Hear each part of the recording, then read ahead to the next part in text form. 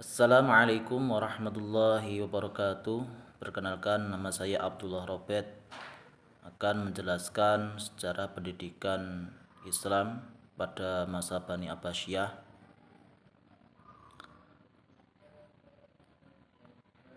Pada masa Bani Abbasiyah pada tahun 750 sampai 1258 Masehi, sistem pendidikan mengalami perkembangan pesat seiring dengan kemajuan ilmu pengetahuan dan budaya Islam. Pemerintah Bani Abbasiyah memandang pendidikan sebagai aspek penting dalam mengembangkan masyarakat. Beberapa ciri khas sistem pendidikan pada masa ini adalah sebagai berikut. Yang pertama, lembaga pendidikan formal atau madrasah. Lembaga pendidikan Islam yang berfungsi sebagai tempat mengajar berbagai disiplin ilmu, baik agama maupun ilmu pengetahuan umum. Madrasah mulai berkembang pesat pada masa ini dan menjadi pusat studi ilmu pengetahuan seperti ilmu fikih, tafsir, hadis, matematika, astronomi, kedokteran, dan filosofi. Selain madrasah, masjid juga menjadi tempat untuk belajar, terutama dalam pengajaran agama seperti Al-Quran, tafsir, hadis. Beberapa masjid besar di Baghdad seperti Masjid Al-Kufah memiliki pusat pengajaran yang terkenal. Yang kedua, pengajaran ilmu agama dan ilmu pengetahuan lainnya. Pendidikan pada masa Bani Abbasiyah tidak hanya berfokus pada ajaran agama Islam, tetapi juga mengembangkan ilmu pengetahuan lain seperti matematika, astronomi, kedokteran, kimia, dan filsafat. Hal ini terjadi karena adanya penerjemahan karya-karya besar dari Yunani, Persia, dan India yang dilakukan oleh para ilmuwan Muslim pada masa tersebut.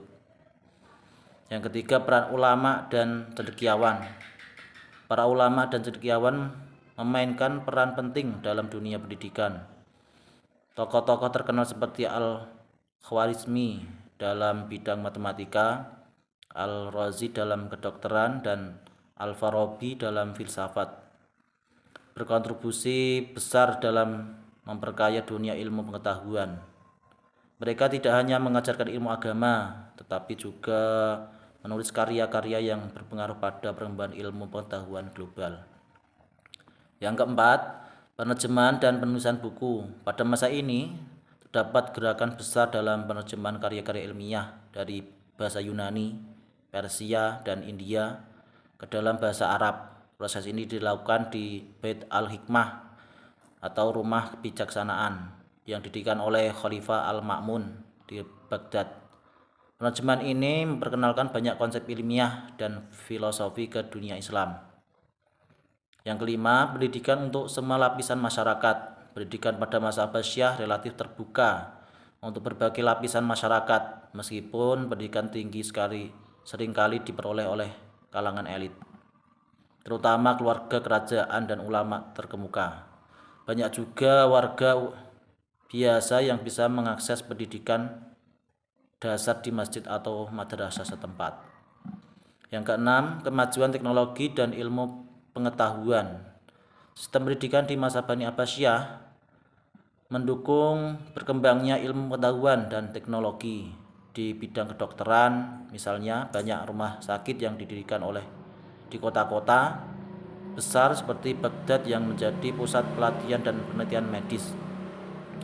Secara keseluruhan, sistem pendidikan pada masa Bani Abbasiyah merupakan perpaduan antara pengajaran agama dan perkembangan ilmu pengetahuan yang memfasilitasi kemajuan intelektual dan budaya di dunia Islam pada waktu itu. Sekian